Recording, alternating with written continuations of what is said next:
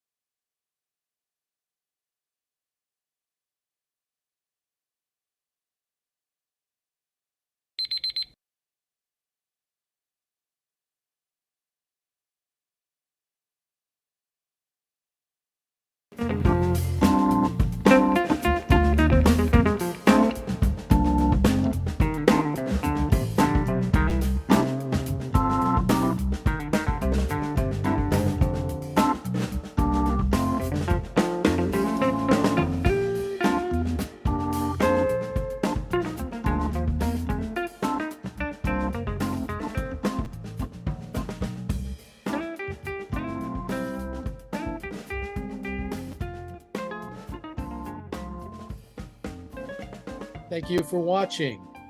Can you do me a favor? Please leave a comment in the comments section below. That would really help. Thank you, and see you again soon.